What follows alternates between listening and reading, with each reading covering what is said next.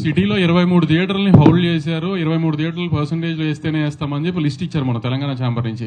ఆ 23 థియేటర్లలో అన్ని లెస్సీలు ఉన్న థియేటర్లే, ఎవరి ఓనర్లు కాదు.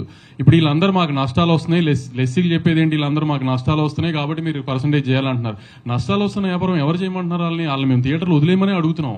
ఆ థియేటర్లు వదిలేయండి, మేము ఆ సినిమాలు ఇప్పుడు మా ఉన్నాయి రిలీజులకి మేము ఓనర్లతో మాట్లాడుకుని ఓ ఫేవరబుల్ టర్మ్స్ లో మేము టేక్ ఓవర్ చేసుకుని థియేటర్స్ మేము రిలీజ్ చేసుకుంటాం.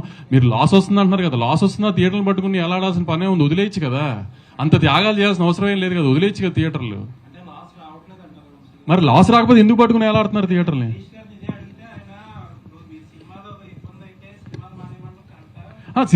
మరి సినిమాలు మానేయమని ఎవరు అనట్లేదు కదా, ఇక్కడ కూడా మేము వాళ్ళు మానేయమన్నట్లా. మాతో పాటు జర్నీ చేయండి, సేమ్ బోట్ లో ఉన్నాం కాబట్టి అందరం ప్రాబ్లమ్స్ లో ఉన్నాం కాబట్టి యూనిలాటరల్ గా ఏదన్నా ఒక మిడిల్ గ్రౌండ్ కూడా చేద్దాం అంటున్నాం, అంతే తప్ప మరి వాళ్ళు చెప్తుంది అదే కదా, మేము పర్సెంటేజ్ అయితేనే వేస్తాం అని అలా అది చెప్పింది అదే కదా. మరి అతని కండిషన్ గా ఇప్పుడు ప్రొడ్యూసర్ ప్రాబ్లంలో ఉన్నాడని అతను ఆలోచించి ఏం మాట్లాడలేదు కదా అటు ఎగ్జిబిషన్ సెక్టర్ నుంచి ఎవరు.